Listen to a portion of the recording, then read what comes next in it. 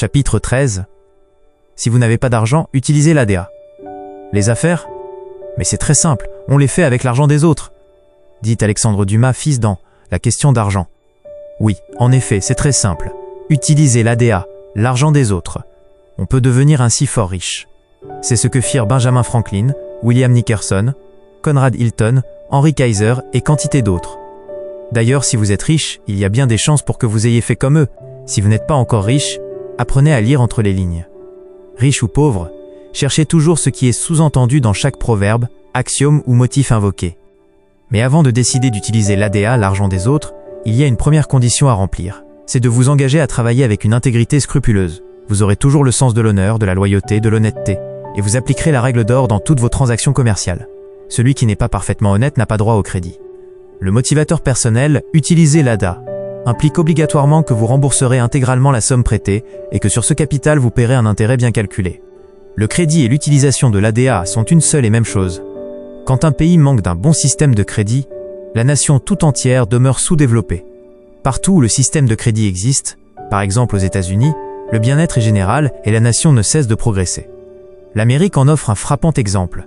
La personne, la société ou la nation qui ne peut pas profiter du crédit ou qui ne l'utilise pas pour se développer, perd, dans la combinaison du succès, un facteur important. C'est l'avis de Benjamin Franklin, qui fut un homme d'affaires avisé. Un bon conseil. En 1748, Franklin écrivit son avis à un jeune commerçant, et il y parle ainsi de l'utilisation de l'ADA. L'argent est d'espèce prolifique et productive, souvenez-vous-en. L'argent appelle l'argent, et sa progéniture peut en appeler davantage, etc. Franklin dit également: souvenez-vous que 6 livres par an ne font que 20 centimes par jour. C'est une toute petite somme, qu'on dépense facilement sans s'en rendre compte, mais grâce à laquelle un homme de crédit peut, pour sa propre sécurité, posséder et utiliser une centaine de livres. Ce que Franklin expose là symbolise une idée. Le conseil qu'il donne est aussi valable aujourd'hui que lorsqu'il fut écrit. Vous pouvez débuter avec quelques sous et, en les employant judicieusement, posséder bientôt 500 $. Ou vous pouvez exploiter l'idée et posséder ainsi des millions de dollars. C'est ce que fit Conrad Hilton, qui était un homme de crédit. La société des hôtels Hilton obtint dernièrement un crédit de 25 millions de dollars pour bâtir des motels luxueux pour les voyageurs des compagnies aériennes, faisant escale dans des aéroports importants. La force de cette société, c'est le nom Hilton. Il garantit des affaires saines. Jusqu'ici, jamais rien n'a remplacé l'honnêteté. C'est une qualité qui est profondément enracinée dans l'être humain, plus même que d'autres traits de sa personnalité. L'honnêteté, ou la malhonnêteté, se reflète dans chaque mot qu'on prononce, s'inscrit dans chacune de nos pensées et de nos actes. Souvent même on peut la lire sur le visage, si clairement, qu'un interlocuteur, même distrait, s'en aperçoit.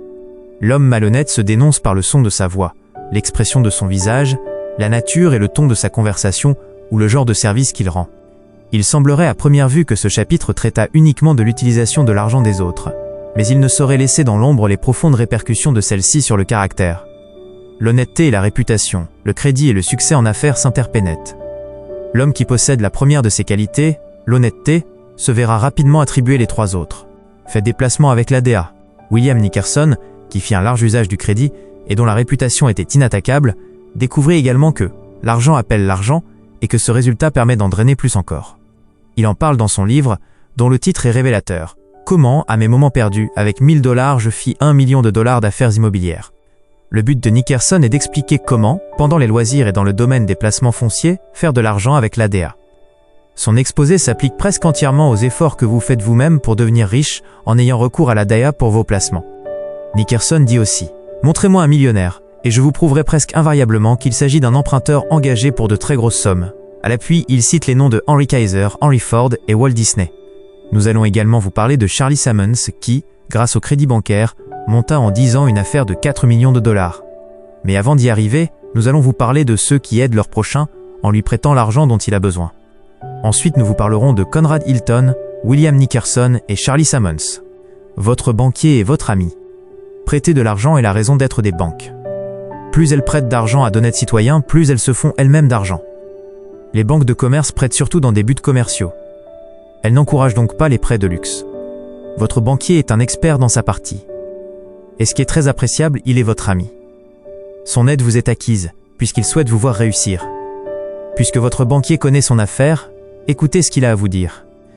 Un homme de bon sens ne sous-estime jamais la puissance d'un dollar emprunté ou la vie d'un expert. En utilisant l'argent des autres, et en réalisant un plan minutieusement préparé et qui devait réussir, Charlie Sammons, qui n'était qu'un simple Américain moyen, devint très riche. Il faut dire aussi qu'il appliqua les principes AMP du succès, qu'il fit preuve d'initiative, de courage et de bon sens. Comme beaucoup de Texans, Charlie Sammons de Dallas est millionnaire et même, comme certains Texans, multimillionnaire. À 19 ans, sa situation financière n'était guère meilleure que celle de la plupart des adolescents, mais il avait travaillé et économisé un peu d'argent. Un des fondés de pouvoir de la banque, où Charlie déposait régulièrement ses économies, s'intéressait à lui.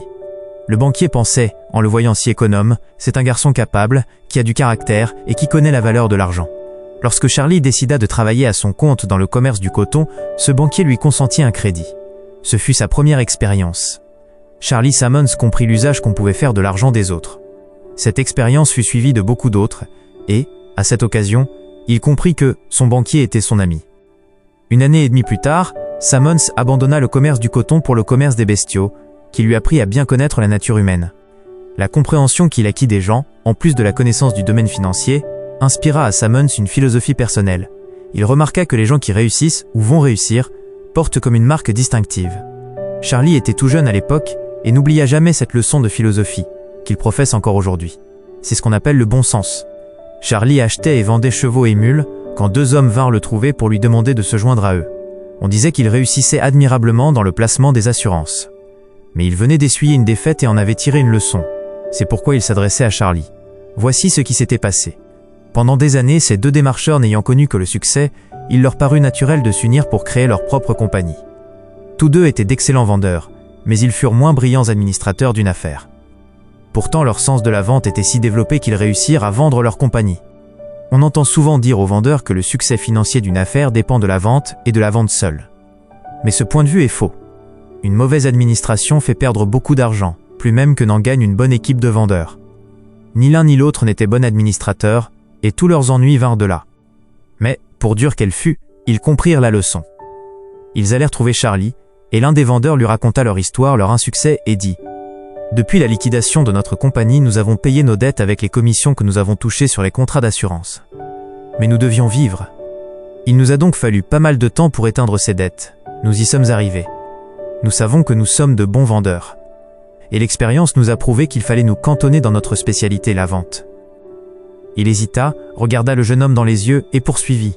« Charlie, tu as les deux pieds sur la terre, tu es plein de bon sens, nous avons besoin de toi, car en ta compagnie nous pouvons réussir. » C'est ce qu'ils firent. Un plan étudié et l'ADA produisirent un volume d'affaires de 4 millions de dollars. Quelques années plus tard, Charlie Sammons rachetait toutes les actions de la compagnie qu'il avait fondée avec ces deux hommes. Mais où trouva-t-il l'argent nécessaire? Il utilisa l'ADA et ses économies. Pour rassembler l'énorme somme dont il avait besoin, il l'emprunta évidemment à une banque. Tout jeune, vous vous en souvenez, il avait compris que son banquier était son ami. Lorsque sa compagnie réalisa un volume d'affaires annuel d'environ 400 000 $, il trouva tout à coup une formule pour réaliser la rapide expansion qu'il cherchait depuis longtemps. Il était prêt. Grâce à cette formule et à l'ADA, il put réaliser en une année un volume d'affaires de 4 millions de $. Sammons avait remarqué qu'une compagnie d'assurance de Chicago avait inauguré des ventes par article réclame et réussissait fort bien. Aujourd'hui, ce n'est plus une nouveauté, et il y a bien des années que les chefs de vente utilisent ce système pour lancer une nouvelle affaire ou un nouvel article. Quand les vendeurs ont à offrir à leur clientèle suffisamment d'articles réclame ou de bataille, ils se font souvent de gros revenus.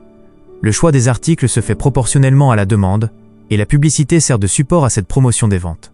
L'expérience a prouvé que bien des vendeurs perdent une partie de leurs moyens lorsqu'ils prospectent directement, sans avoir eu au préalable un échange de correspondance aux fins de s'introduire plus facilement auprès des clients. Cette crainte les paralyse et leur fait perdre beaucoup de temps, qu'ils auraient pu utiliser à vendre. Mais le vendeur le plus timide, lorsqu'il a toute une gamme d'articles réclame à offrir, prend facilement contact avec le plus grand nombre possible de clients. Il sait qu'il peut réaliser de nombreuses ventes, même s'il manque d'expérience et d'entraînement, puisqu'il offre des articles réclame de premier ordre. Il suffit de lui donner les noms et adresses des gens à prospecter, et, cette pièce en main, il s'imaginera qu'il va voir des gens qui s'intéressent déjà à ses produits. Son hésitation est donc bien moindre que s'il devait aborder un parfait inconnu. Certaines compagnies fondent tout leur programme de vente sur ces articles réclame et utilisent la publicité pour favoriser leur écoulement. Mais la publicité est coûteuse. Charlie Sammons savait que s'il lui fallait de l'argent, il pouvait s'adresser à la Banque républicaine de Dallas, à condition d'avoir une idée facilement monnayable. On sait au Texas que cette banque fit la prospérité de l'État. Elle prête de l'argent aux particuliers, à condition qu'ils jouissent d'une réputation d'intégrité, comme Charlie Sammons, et qui lui présentent un plan dont ils ont prévu la réalisation. Il existe évidemment des banquiers qui ne s'intéressent guère aux affaires de leurs clients. Mais Oran Mead et les directeurs de la Banque républicaine nationale de Dallas soutenaient toujours leurs clients quand ils les en jugeaient dignes. Charlie leur expliqua son plan, et pour appliquer le système de l'article réclame au domaine des assurances, on lui accorda un crédit illimité. Grâce au système de crédit qui existe en Amérique, Charlie Sammons put créer la Reserve Life Insurance Company et réaliser un volume d'affaires qui passa, en 10 ans, de 400 000 $ à 4 millions de dollars. Pour ses investissements, il utilise l'ADA et il a ainsi des intérêts dans des hôtels, des bureaux d'architectes, des fabriques et bien d'autres entreprises. Mais le Texas n'a pas l'exclusivité de ses réussites. À Baltimore, W. Clement Stone racheta une compagnie d'assurance avec 1 600 000 $ d'actifs, en utilisant l'argent de son vendeur qui lui servit de bailleur de fonds. Comment W. Clement Stone, avec l'argent du vendeur, acheta une compagnie qui valait 1 600 000 $. Voici comment il raconte son histoire. C'était la fin de l'année, et je passais tout mon temps à étudier, réfléchir et faire des plans. Je compris que le but que je devais atteindre, dans l'année à venir, était posséder une compagnie d'assurance dont la licence serait enregistrée dans plusieurs États. Je me fixais une date, le 31 décembre de l'année suivante. Je savais donc ce que je voulais, et pour cette réalisation je m'étais donné un délai. Mais je ne voyais pas du tout comment j'y parviendrais. Pourquoi me tracasser ? Je trouverais bien un moyen d'y arriver. Ce qu'il me fallait, c'était une compagnie qui aurait 1. Une licence de vente d'assurance accident et maladie. 2. Une autorisation de travail accordée pour plusieurs États. Il n'était pas indispensable que cette compagnie eût pignon sur rue. Un véhicule me serait nécessaire. Le problème d'argent allait aussi se poser, mais j'y ferais face, le moment venu. Je me savais bon vendeur, et je me disais que, le cas échéant, je pourrais toujours choisir la solution de 3. Établir un contrat d'achat de cette compagnie. 4. Réassurer toute l'affaire auprès d'une compagnie mais plus importante. 5. Donc être propriétaire de ma compagnie, sans couvrir les assurances que je placerais. Je trouverais certainement des compagnies qui seraient heureuses de réaliser cette affaire une fois introduite sur la place. Moi-même, je n'avais nullement besoin de reprendre une clientèle existant déjà. Je me savais suffisamment d'entre-gens et d'expérience pour vendre des polices d'assurance accident et maladie, à condition de posséder un véhicule. J'avais déjà fait mes preuves en mettant sur pied, sur le plan national, une organisation de vente d'assurance. Pour commencer, je demandais à Dieu de m'aider et de me guider. En examinant de près les problèmes immédiats qui se posaient, il me sembla que pour avoir une chance d'obtenir une réponse, je devais clamer partout ce que je cherchais. Cette conclusion ne contredit pas les principes exposés par Napoléon Hill dans son livre « Réfléchissez et devenez riche », où il indique qu'il faut garder nos buts secrets et ne les divulguer qu'à ceux qui partagent notre manière de voir. Quand j'eus découvert la compagnie que je désirais acheter, je suivis scrupuleusement ce conseil et je gardai mes négociations secrètes jusqu'au jour de la signature du contrat. Je fis donc connaître à tout le monde ce que je cherchais. Chaque fois que je rencontrais un industriel susceptible de me donner des informations intéressantes, je lui exposais mes projets. Joe Gibson de Excess Insurance fut du nombre, et pourtant je ne l'avais vu qu'une seule fois. La nouvelle année avait débuté dans l'enthousiasme, car j'avais un but important à atteindre. 1 mois passa, puis 2, puis 6, puis 10 même. J'avais examiné toutes les possibilités qui s'offraient à moi, mais aucune ne remplissait mes conditions. Un samedi d'octobre, je travaillais à mon bureau, après avoir repoussé les paperasses qui l'encombraient. J'étudiais, je faisais des projets, je réfléchissais. J'établis ainsi une liste des buts à atteindre pendant l'année. J'avais réussi tout ce que je m'étais proposé, à l'exception de mon but principal. Je n'ai plus que 2 mois devant moi, me dis-je. Et pourtant, une solution existe. Je ne la connais pas encore, mais je sais que je la découvrirai. Il ne m'est jamais arrivé de manquer mon but, ni de dépasser le délai que je m'étais fixé. Il y a toujours une solution, me répétais-je en moi-même. À nouveau, comme je le fais toujours en pareil cas, je demandais à Dieu de me guider et de m'aider. 2 jours plus tard, quelque chose de tout à fait inattendu survint. J'étais à mon bureau, et je dictais avec frénésie. Le téléphone sonna avec insistance, je décrochai, et voici ce que j'entendis. « Bonjour Clem, c'est Joe Gibson qui téléphone. » Notre conversation dura peu, mais je ne l'oublierai jamais. Joe disait « J'ai pensé que ce renseignement pourrait t'intéresser. La Commercial Credit Company de Baltimore liquidera probablement la Pennsylvania Casualty Company à cause de son énorme déficit. Tu sais sans doute que la Pennsylvania Casualty dépend de la Commercial Credit. Il y aura une conférence des directeurs mercredi prochain à Baltimore. Toutes les affaires réalisées par la Pennsylvania Casualty Company ont été réassurées par 2 compagnies qui dépendent de la Commercial Credit. Monsieur E. H. Warheim est vice-président de l'exécutif de la Commercial Credit. Je remerciais chaleureusement Joe Gibson de son appel, je lui posais encore 2 ou 3 questions puis je raccrochais. Quelques minutes de réflexion m'avaient suffi. Si la Commercial Credit Company, qui avait un plan initial, voyait un moyen mais plus rapide et plus sûr d'atteindre son but, il ne serait sans doute pas compliqué d'amener ses directeurs à l'accepter. Je ne connaissais pas M. Wareheim. J'hésitais donc à m'adresser à lui, mais pour réussir, je savais qu'il fallait agir vite. 2 motivateurs personnels me servirent en cette occasion. 6. Avec rien à perdre et tout à gagner, l'essai vaut toujours la peine d'être tenté. 7. Fais-le immédiatement. Sans une seconde d'hésitation, je pris le téléphone, demandai Baltimore avec préavis pour M.E.H. Wareheim. Je mis un sourire dans ma voix pour dire « Monsieur Wareheim, j'ai de bonnes nouvelles pour vous. » Je me présentai et dis que j'avais entendu parler d'une évolution possible de la Pennsylvania Casualty Company et pensais que je pourrais les aider à atteindre plus rapidement leurs objectifs. Je pris rendez-vous avec M. Wareheim et ses associés pour le jour suivant à 2h de l'après-midi à Baltimore. Le jour suivant, avec mon homme d'affaires, M. Russell Harrington, nous nous rendîmes au rendez-vous de M. Wareheim et de ses associés. La Pennsylvania Casualty Company correspondait à ce que je cherchais. Elle avait une licence de travail inscrite dans 35 États. Elle n'avait pas d'assurance en cours, puisque tout avait été réassuré par d'autres compagnies. En la vendant, la Commercial Credit Company atteindrait rapidement son but, sans équivoque possible. Je verserai pour ma part $25 000 pour la reprise de la licence. La compagnie possédait $1 600 000 d'actifs, en titres négociables et en liquidité. Comment allais-je me procurer cette somme? J'utilisais l'ADA. Voici comment se fit cette transaction. Et, pour cet actif de $1 600 000, que proposez-vous? Demanda M. Wareheim. Je m'attendais à cette question et ma réponse était prête. Puisque la Commercial Credit Company consent des prêts, je vais tout simplement vous emprunter cette somme. Nous éclatâmes tous de rire et j'enchaînais. Vous avez tout à gagner de ma proposition. Car tout ce que je possède garantira ce prêt, y compris la compagnie que je vous achète, équivaut $1 600 000. Par ailleurs, vous vous occupez des prêts monétaires. Quelle meilleure sécurité pourriez-vous avoir que le nantissement de la compagnie que vous me vendez? De plus, ce prêt vous rapportera des intérêts. Pour vous, ce qui est primordial, c'est que vous ayez ainsi trouvé à ce problème une solution rapide et sûre. Je me tus. Et M. Wareheim me posa alors une question très importante. Comment envisagez-vous le remboursement de ce prêt? Voici ma réponse. Je rembourserai la totalité de ce prêt en 60 jours. Il ne me faut pas plus d'1 demi-million de dollars pour faire marcher une compagnie d'assurance accident et maladie dans les 35 États où la Pennsylvania Casualty Company a une licence. Lorsque la compagnie sera mon entière propriété, je réduirai le capital de la Pennsylvania Casualty Co. de $1 600 000 à $500 000. Ainsi, puisque j'en serai l'unique actionnaire, j'empocherai $1 100 000 que je vous rembourserai sur l'emprunt que je vous aurai fait.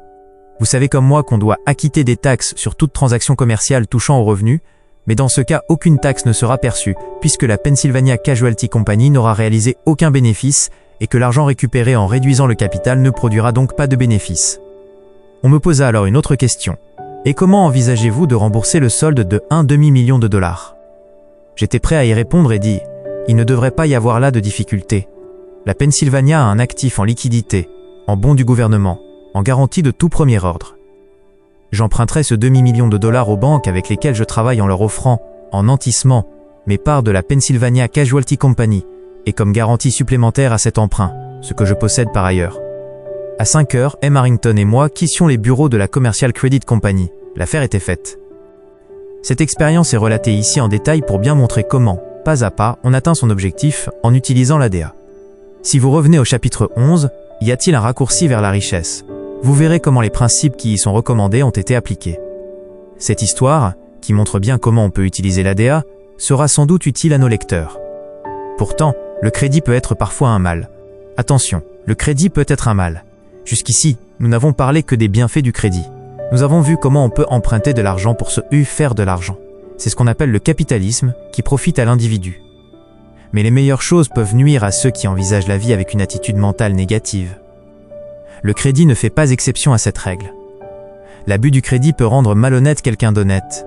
Il est la principale cause des soucis, des frustrations, du malheur et de la malhonnêteté. Pensons par exemple au crédit volontairement consenti par un fournisseur parce qu'il croit son client solvable. Mais si celui-ci trompe sa confiance, il est malhonnête. Et malhonnête aussi celui qui emprunte de l'argent ou achète en sachant pertinemment qu'il ne remboursera pas entièrement son emprunt et ne fera pas les paiements prévus.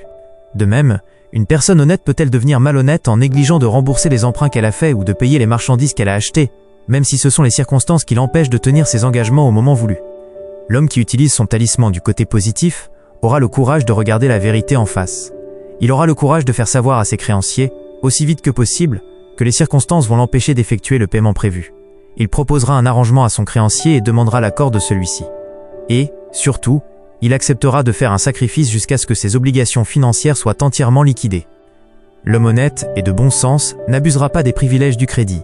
L'homme honnête qui manque de bon sens empruntera ou achètera à crédit sans discrimination et, ne voyant pas comment payer ses créanciers, il se laissera influencer négativement par son talisman jusqu'à devenir malhonnête. Peut-être aura-t-il le sentiment que la situation est sans issue et qu'il n'est plus maître des événements. Il se dira qu'on ne le mettra pas en prison pour avoir emprunté de l'argent, il pensera même échapper à la punition, sans comprendre que ses soucis, ses craintes et son sentiment de frustration seront à eux seuls une terrible punition. Il continuera à être malhonnête à moins que son talisman ne l'influence de nouveau positivement et l'oblige à faire entièrement face à ses obligations. L'abus du crédit tient un rôle certain dans les maladies physiques, mentales et morales. Réfléchissez au chapitre 3, qui a pour titre « Débarrassez votre esprit des toiles d'araignée qui l'encombrent » et souvenez-vous de ce qu'il dit de la nécessité, de l'attitude mentale négative et du crime. Mais tout ceci ne nous fait pas oublier que c'est en faisant travailler l'argent des autres que des hommes honnêtes, qui étaient pauvres, sont devenus riches. L'argent a une grosse importance dans la combinaison des facteurs nécessaires à la réussite en affaires. Le chiffre qui manque. Un jeune chef de vente dont les gains annuels excèdent 35 000 $ écrivait « L'impression que j'ai doit ressembler à celle qu'aurait un homme debout devant le safe d'une banque qui contient toute la richesse, tout le bonheur et tout le succès du monde, sauf qu'il connaît les chiffres de la combinaison qui permet de l'ouvrir. Un seul chiffre. Et s'il le connaissait, la porte s'ouvrirait. Ce qui sépare la pauvreté de la richesse est souvent l'emploi d'une formule amputée d'un seul de ses principes. Un chiffre qui manque, c'est là toute la différence. » Pour illustrer cette constatation, nous allons vous raconter l'expérience d'un vendeur de cosmétiques qui réussissait bien dans sa partie et décida de se mettre à son compte. Dans ses affaires, Léonard Lavin, comme tous ceux qui partent du bas de l'échelle, devait faire face à certains problèmes. Vous le comprendrez plus tard, il aurait dû s'en féliciter, car chaque problème l'obligeait à étudier, réfléchir et faire des plans, puis à travailler dur pour le résoudre. Bernice, sa femme, faisait équipe avec lui, et ils travaillaient tous deux en parfaite harmonie. Ils fabriquaient un article de la branche cosmétique et ils étaient distributeurs d'autres compagnies. Mais ils manquaient de trésorerie et ils devaient tout faire eux-mêmes. Quand leur volume d'affaires augmenta, Bernice devint experte dans la conduite d'un bureau et dans les achats et se mua en excellent administrateur. Léonard, lui, devint un chef de vente actif et chanceux, doublé d'un directeur de production efficient. Leur commerce prenant de l'extension, ils furent assez sages pour s'assurer les services d'un homme de loi intègre et de bon sens qui les aida à réaliser leurs projets. Ils s'attachèrent aussi à un expert en comptabilité et en calcul d'impôts et de taxes. Pour faire fortune, il faut A. Fabriquer ou vendre un produit ou un service, de préférence de première nécessité, et qui ne soit pas onéreux. B. S'assurer que ce produit devra toujours être réassorti. Dans leur cas, ces deux conditions étaient réunies. Chaque dollar économisé était réinvesti dans les affaires. Par nécessité, il leur fallut étudier, réfléchir, faire des plans, faire rendre à chaque dollar ce que plusieurs auraient produit. Obtenir le maximum de chaque heure de travail, supprimer les pertes. Mois après mois, leurs ventes progressèrent. Léonard réussissait toujours à battre ses propres records de vente. Dans l'industrie, on le considéra comme un homme fort intelligent en affaires. Beaucoup voyaient en lui l'homme qui franchissait toujours une étape de plus. À 2 reprises, c'est en franchissant encore une étape supplémentaire que sa carrière se modifia du tout au tout, dans le sens le plus favorable. D'abord, son banquier le présenta à 3 clients de la banque qui avaient fait des investissements dans une autre compagnie de cosmétiques. Il leur fallait un avis d'expert objectif et Léonard prit le temps de les éclairer. Ensuite, l'étape supplémentaire consista à rendre service à l'acheteur d'une pharmacie de Los Angeles. Un beau jour, celui-ci eut l'occasion de lui prouver sa reconnaissance en l'informant confidentiellement qu'une maison fabriquant le VO5, un produit capillaire de qualité, pourrait bien être à vendre. Léonard fut intéressé par le renseignement. Cette compagnie existait depuis 15 ans, elle avait la formule d'un produit de qualité. Selon l'étude des cycles et des tendances, selon son expérience, il suffirait de lui transfuser une nouvelle vie, un sang nouveau et une activité nouvelle. Se fondant sur le motivateur personnel, fais-le immédiatement. Il était le soir même en conférence avec le propriétaire de l'affaire en question. Habituellement, dans ce genre de transaction où acheteurs et vendeurs ne se connaissent pas, il faut des semaines, voire des mois de négociation pour arriver à un accord de principe. Mais souvent, lorsque l'acheteur et le vendeur ont des caractères qui se comprennent, lorsqu'ils se plaisent et sont tous deux des hommes de bon sens, les délais superflus tombent d'eux-mêmes. La personnalité de Léonard et son esprit réaliste plurent au propriétaire de la firme qui la lui proposa pour 400 000 $. L'intelligence de Léonard ne faisait pas de doute, Mais il ne faut pas oublier que chaque dollar qu'il avait réussi à économiser avait été réinvesti dans ses affaires. Où trouver ces 400 000 $? Dans sa chambre d'hôtel, ce soir-là, il comprit qu'il avait en main tous les éléments pour réussir, moins à l'exception d'un seul, l'argent. Le jour suivant, en s'éveillant, il eut une inspiration. Il réagit à nouveau à l'injonction de son starter personnel. « Fais-le immédiatement !» Il téléphona aux 3 clients de la banque qu'il avait aidés à titre d'expert. Ces messieurs pourraient peut-être à leur tour lui donner un avis autorisé. Leurs connaissances financières étaient plus étendues que les siennes. Ils avaient fait des investissements dans une autre compagnie de cosmétiques. Peut-être en ferait-il aussi dans la sienne. C'est exactement ainsi que les choses se passèrent. Ils avaient de l'expérience en matière de placement et savaient donc quelles exigences ils pouvaient avoir. Léonard dut se rallier à leurs conditions et à leur manière de voir. Il fut d'accord pour A. Consolider toutes ses opérations. B. Consacrer tous ses efforts à une seule société. C. Amortir les installations de la compagnie sur une période de 5 ans. D. Payer à un taux normal l'intérêt dû sur son emprunt. E. Donner 25% du stock de la société en premier versement sur l'investissement. Léonard comprit la valeur de l'argent des autres, de l'ADA. Ces 3 bailleurs de fonds utilisaient aussi l'ADA. Ils empruntèrent les 400 000 $ à leur banque. Cette fois-ci, Léonard et Bernice y étaient arrivés. Ils travaillèrent dur, mettant tout leur cœur dans leur affaire. Ils estimèrent qu'ils jouaient là un jeu passionnant. En un temps relativement court, le VO5 fut largement diffusé dans tous les États d'Amérique et même dans plusieurs autres pays. Pour les fabricants de cosmétiques, décembre est généralement le mois le plus calme. Mais en décembre, 18 mois après que Léonard et Bernice eurent racheté le brevet du VO5 et d'un produit de rinçage, la fabrique réalisait un chiffre d'affaires de plus de 670 000 $. L'ancien détenteur du VO5 et du produit de rinçage n'avait atteint ce chiffre qu'après plusieurs années d'efforts. Bernice et Léonard avaient trouvé le chiffre qui leur manquait. Grâce à lui, ils possédaient la combinaison pour devenir riches. Car 3 ans plus tard, leur part sur cette compagnie totalisait plus d'1 million $. Voici de quoi était fait le succès de Léonard Lavin. Numéro 1. Un produit dont on se réassortit. Numéro 2. Une compagnie qui possède le brevet d'un produit exclusif ou d'une marque de fabrique, de qualité exceptionnelle. Numéro 3. Un chef de production efficient quant à la fabrication. Numéro 4. Un chef de vente à la main heureuse, qui s'appuie sur une formule éprouvée pour augmenter son volume d'affaires, mais cherche aussi à améliorer les méthodes de vente. Numéro 5. Un bon administrateur. Numéro 6. Un expert comptable qui connaît à fond le calcul des frais et les lois de taxation et d'impôts. Numéro 7. Un bon juriste, de sens rassis, qui surveille l'exécution des projets. Numéro 8. Un capital de travail suffisant ou du crédit pour réaliser des affaires et leur faire prendre de l'extension, le moment venu. Vous aussi, pour les affaires, utilisez l'ADA, l'argent des autres. C'est tout simple. Si vous prenez la décision d'apprendre les principes énoncés dans ce chapitre et au chapitre 12, attirer la richesse, ne la repoussez pas. Vous pourrez, comme Léonard et Bernice, découvrir les chiffres qui manquent pour faire jouer le déclic du coffre-fort où sont cachées les richesses du monde. Mais si vous voulez conserver la santé et être heureux, il faut que vous trouviez la satisfaction dans votre travail. Le chapitre suivant en traitera. Pensez à méditer. 1. Le commerce ? Mais c'est tout simple, c'est l'argent des autres. 2. L'ADA, l'argent des autres, c'est un moyen pour parvenir à la richesse. 3. Pour utiliser l'ADA, il y a une première condition à remplir.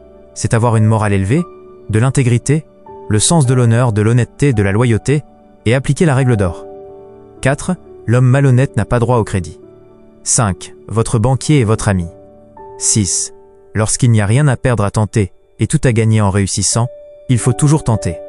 7. Quand vous désirez faire une affaire avec quelqu'un, préparez un plan qui lui donne ce qu'il souhaite, et, ainsi, vous obtiendrez ce que vous voulez. Une bonne affaire est avantageuse pour les deux promoteurs. 8. Lorsqu'on utilise le crédit sans discrimination, il peut en cuire. En abusant du crédit, on peut se frustrer soi-même et aboutir à la misère et à la malhonnêteté. 9. Pour posséder la combinaison du succès, il faut en connaître toutes les composantes. Un seul chiffre qui manque peut vous empêcher d'atteindre votre but. 10.